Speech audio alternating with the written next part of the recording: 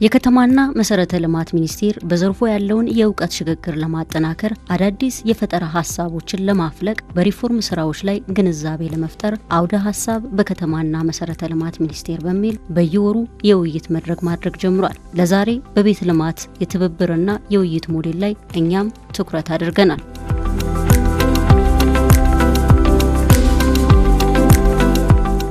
የትብብርና የውድድር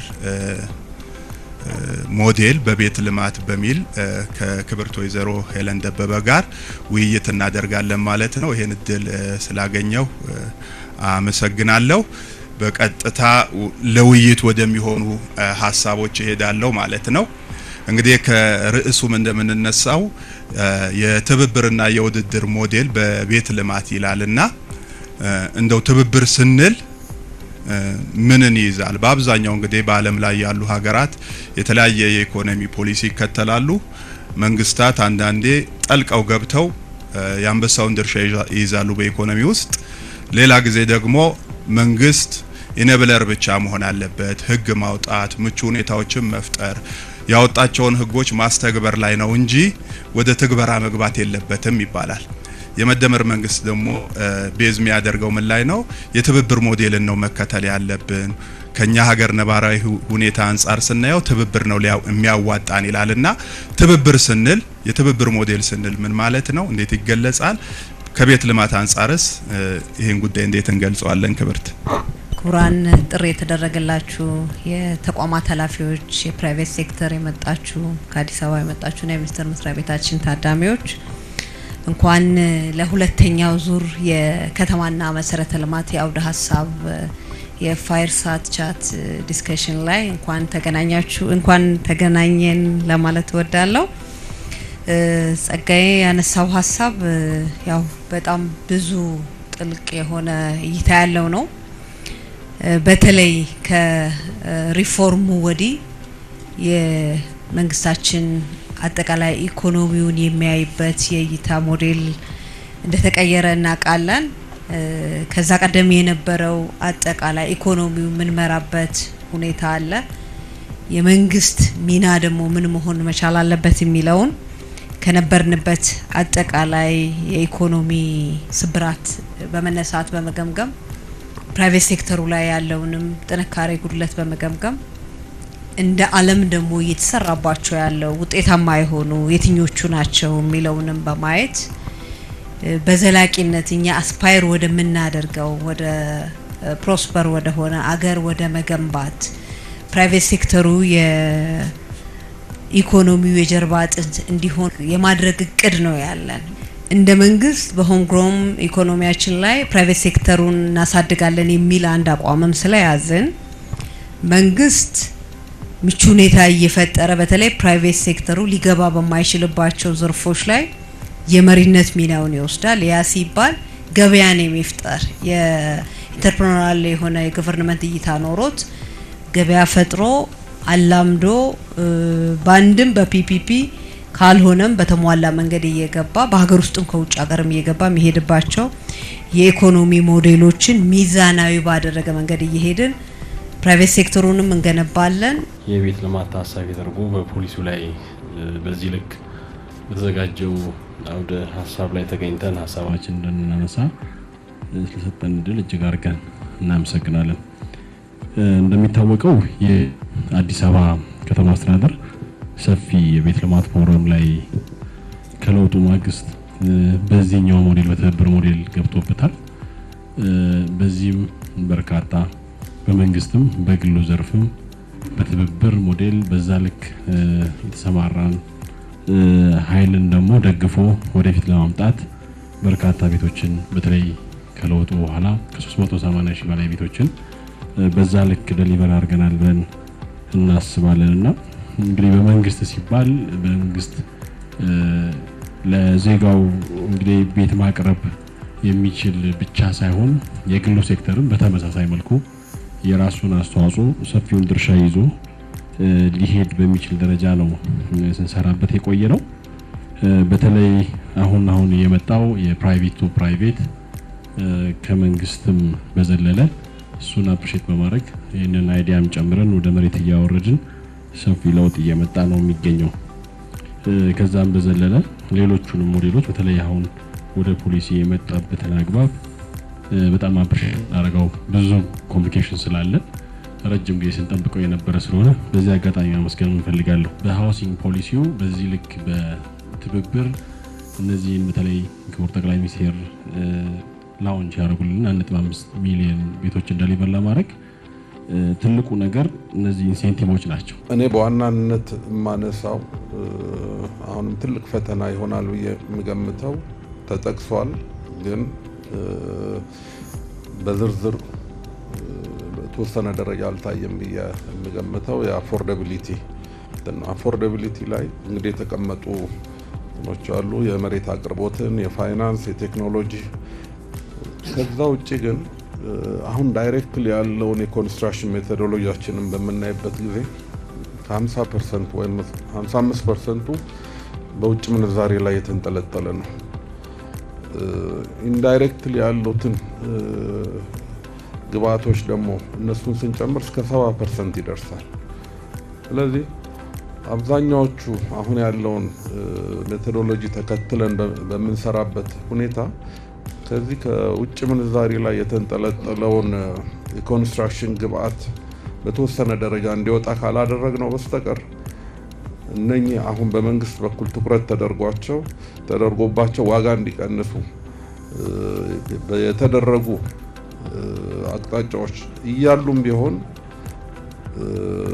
አሁንም ፈተና ሊሆን ይችላል የሚል ግምት አለኝ። ከ2014 በፊት በተለይ የአርባን ሃውሲንግ አድሚኒስትሬሽን ማኔጅመንት ሲስተም የሚባለው ሲስተም ከመልማቱ በፊት እንደ ከተማ አስተዳደር የነበሩ ቤቶቻችንን ለቅሞ መያዝ ላይ ትልቅ ውስንነት የነበረ እንደሆነ እኔም ሐሳቤን መስጠት እፈልጋለሁ።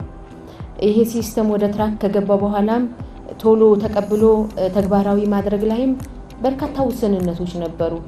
ያው ይታወቃል፣ ወንድሞች ቅድም ሲያነሱም እንደነበረ አይፈለግም የመንግስት ቤት ተለቅሞ ተቆጥሮ መያዝ ላይ በጣም አይፈለግም እና ባንድም በሌላም አንድ ቤት ብቻ ሳይሆን ሁለት ቤት የያዘ ይኖራል፣ ከአያት ከቅድመ አያቱ የወረሰ ግን ደግሞ በጣም ባለሀብት የሆነ ይህም አካል አለ። እንዲህና ሌሎችም ተጨማሪ ኃይሎች እነዚህ ቤቶች ተለቅመው ወደ ቋት እንዲገቡ ካለመፈለጉ የተነሳ ፕላስ ቱዛት ደግሞ ያው ተቋማት ላይ ያሉ ባለሙያዎችም ብዙ ፍላጎት ስለሌላቸው ንክኪ እርም እንዲህ አይነት ነገር ውስጥም ስለነበሩ ወደ ትራክ ማስገባት በጣም ከብዶን ነበር እንደ አዲስ አበባኛ። 2017 ግን ሙሉ በሙሉ የመንግስት ቤቶችን ወደዚህ ሲስተም እንድናስገባ ሚኒስቴር መስሪያ ቤቱም አግዞን ጠቅልለን ዳታዎቻችንን ወይም የመንግስት ቤቶች ናቸው ብለን የምንላቸውን ሁሉ አስገብተናል። እነዚህም ብቻ ሳይሆኑ ቅድም እንዳነሳሁት በአምስቱ ሞዳሊቲዎች የሚገነቡ የቤት ግንባታዎችን በተጨማሪ በልካቸው የመንግስት ሀብት የሆኑትን ለይተን ደግሞ ወደዚህ ቋት አስገብተናል ማለት ነው።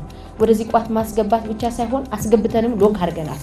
ማንም አክሰስ እንዳያደርጋቸው ያው ይታወቃል። ሚኒስቴር መስሪያ ቤቱ የአዲስ አበባን እኛ ማኔጅ እንድናደርግ እንደሰጠን ግን ደግሞ እንደዛም ይሁን እንጂ ወረዳ እና ክፍለ ከተማ ያሉ የስራ ባልደረቦቻችን እንደፈለጉ አክሰስ እንዳያደርጉ፣ ድሊት እንዳያደርጉ፣ ኤዲት እንዳያደርጉ በማዕከል ሎክ አድርገናል።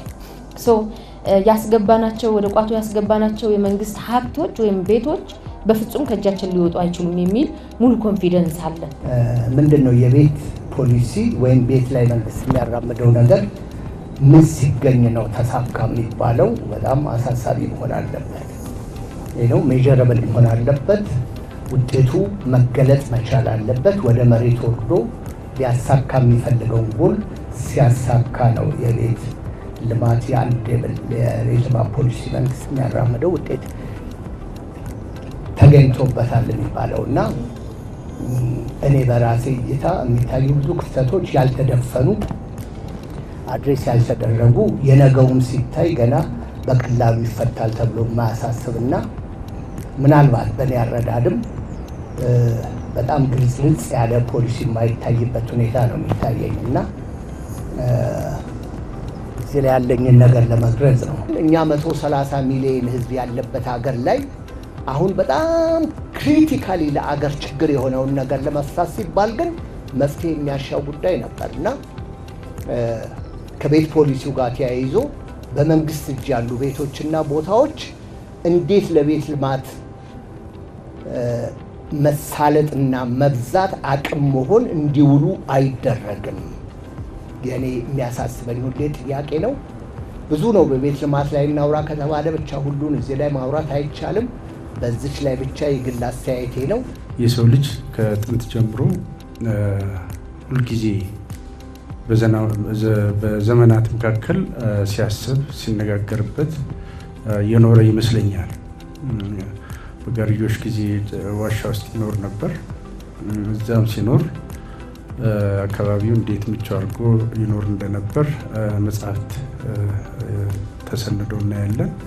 እያለ ደግሞ አሁን የደረስንበት የእድገት ደረጃ ላይ የሰው ልጅ የራሱን የመኖሪያ ወይም ደግሞ አካባቢውን ለራሱ በሚመች ሁኔታ ገንብቶ ይኖራል። ስለዚህ ወሳኝ ነው። በሌላ በኩል ቤት ስንል መልቲ ዳይሜንሽናል ወይም ደግሞ ዘርፈ ብዙ ትርጉምና ውጤት አለው። እኔ አሁን ካለንበት ተጨባጭ ሁኔታ ጋር ትክክለኛ ብዬ ነው የምወስደው። ትክክል አድሬስ ያደረገ ነው ብዬ ነው የምወስደው። ይሄን ስል አንድ ፖሊሲ ዋና አቅጣጫዎችን ነው የሚያሳየው። ሌላው እነኚህ አቅጣጫዎች በዝርዝር ደግሞ ወደ ስትራቴጂክ ይቀየራሉ።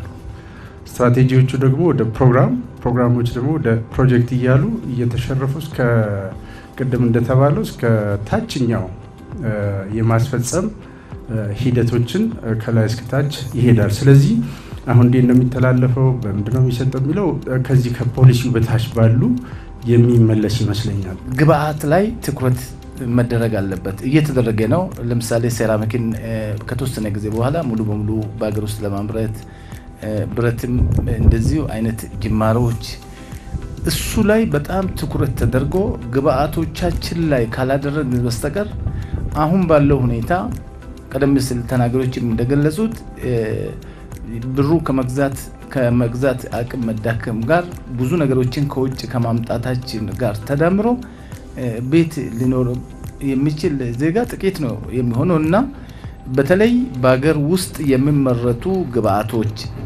ከአመለካከትና አስተሳሰብ ጋር የመጠቀም መቻልም የቱርክ ብረት ነው የከበደ ብረት ነው የሙስጠፋ በቴስትና በላቦራቶሪ ውጤት ብቻ ላይ የተመሰረተ ይሄ ደግሞ መንግስት ደግሞ የመንግስታዊ ኃላፊነቱን በመጠቀም ህብረተሰቡ በላቦራቶሪ ውጤትና እውነት ላይ የተመሰረተ ነገር ብቻ መቀበል እንዳለበትና በስም የደላላ አይነት ነገር እንዳይሆን መደረግ ፖሊሱ ለማስፈጸም የሚካሄድበት መንገድ ነው ሊያስተካከል የሚችለው። ፖሊሲ ወረቀት ላይ አንበሳ ሊሆን ይችላል። በአፈጻጸም ሂደት ክትትልና ቁጥጥር እስካልተደረገ ድረስ መሬት ላይ ካልወረደ ብዙ ነገር ስለማያመጣ የሞርጌጅ ባንክ መታሰቡና ሂደቱ መጀመሩ በጣም ትልቅ ነው። ዜጎቻችን ቤት ይኖራቸዋልና በጣም ጥሩ ነገር ነው። በፊት ከነበረው እነዚህ ኢንተርቬንሽኖች ትርጉም ባለው መንገድ እየቀነሱ ነው ያሉት። ግን ስቲል ደግሞ በተለይ የብረት ላይ ያለን ሁኔታ ብዙ ጋፕ ያለበት ነው። እንዴት ይፈታል በማን ይፈታል የሚለውን የዚህ 1.5 ሃውሲንግ ዩኒት እንዴት ይቀርባል ብለን ስንል ይሄን ሁሉ አሰስ አድርገናል። የዚህ የኢንፑት የማርኬት ሊንኬጁንም ጭምር በደንብ አድርገን የቫልዩ ቼኑንም አይተን በምን እንዴት ይፈታል የሚለውንም ለማመላከት የሞከርንበት መንገድ አለ። ትክክለኛና መሰረታዊ ችግር ነው። ያን ባልፈታንበት ለዜጎች አሁን ማርኬቱ ላይ ቤት በስንት ዋጋ እየቀረበ እንዳለ እናውቃለን። ምንም ያክል ብንደግፍም ዜጋው ቤት ኦን ሊያደርግ ላይ የሚችልባቸው ሁኔታዎች ስላሉ ይሄን መፍታት ይገባል የሚለውን አስበናል።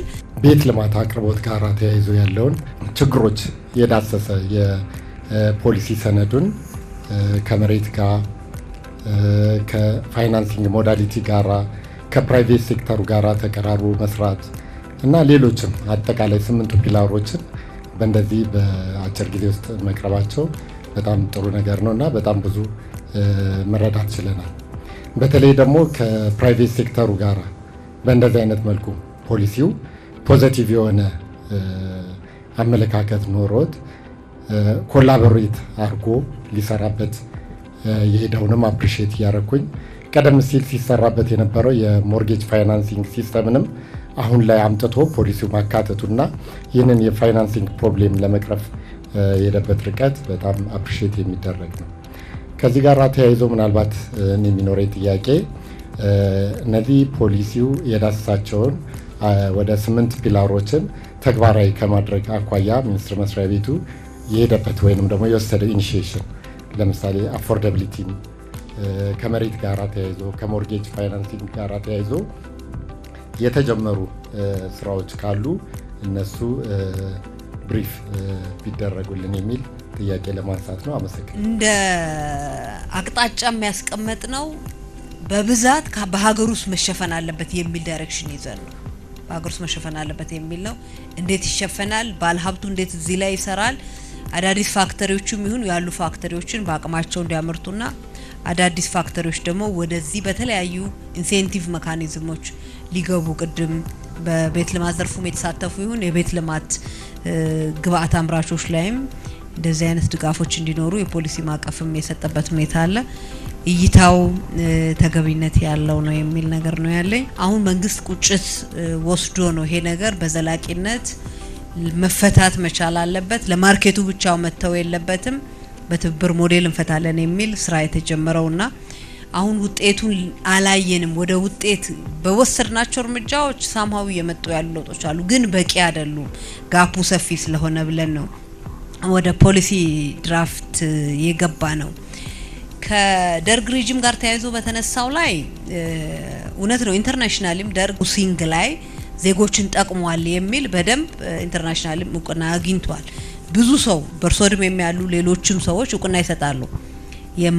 በማህበራት ዜጎች ተደራጅተው ቤት መስራት የሚችሉ የዚህ ሞርጌጅ ፋይናንስም ተመቻችቶላቸው እንዲሰሩ ተደርጓል። አዲስ አበባ ላይ ብዙ አካባቢዎች አሉ በዚህ መንገድ የሚጠሩና ምስክርነት ይሰጣሉ። በሌሎች በክፍለ ሀገርም እንደዚህ አይነት ጅምሮች እንደነበሩ ይነሳል። ሶ በዘላቂነት ፈቷል ወይ የሚለውን ሪቪው ስናደርግ አሁን ባንድም በሌላም ምንም ኢኮኖሚያችን እያደገ ቢሄድም መደገፍ ያለበት የህብረተሰብ ክፍል እንደሚኖር ምንም አይቀሬ ነው። ቁጥሩን መቀነስ ፖርሽኑ እየቀነስን እስካልሄድን ድረስ በነፃም በቃ የሶሻል ሰፖርት የሚያስፈልገው የህብረተሰብ ክፍል ሊኖር እንደሚችል ታሳቢ ይደረጋል። እሱን ቅድም በተባለው መንገድ በተለይ ለከፍ ባለ አገልግሎት እንዲለማና እነዛን ዜጎችንም የነዋሪዎችንም ጥቅም ባከበረ መንገድ ወደ ተሻለ ልማትና አገልግሎት ሊገባ የሚችልበት ሁኔታ መታሰብ አለበት የተባለው እይታ ነው። አሁንም መንግስት እጅ ላይ መኖሩ ትልቅ ጥቅም ነው እየሰጠ ያለው። የበለጠ ግን ለመንግስትም ለፐብሊኩም እንዲጠቅም ወደሚያደርግ አሁን ከግለሰቦች ጥቅም ወደ ብዙሃን ጥቅም የሄድበት ሁኔታ አሁን ካለው የዚህ የኢኮኖሚ ሞዴል እይታ አንጻር መታየት አለበት የተባለው ትክክለኛ ነው። ቤቶች ኮርፖሬሽን የሚያስተዳድራቸው የ4767 ቤቶች አሉ። እነሱንም አፍርሶ አሁን ከፍ ያለው ሃይ ራይዚንግ ቢልዲንጎች ተሰርተው ሚክስድ ቢልዲንጎች ተሰርተው አሁን በቅርቡ እዚህ ተክለሃይማኖት አካባቢ እያለቀ ያለ ሚክስድ ቢልዲንግ አለ።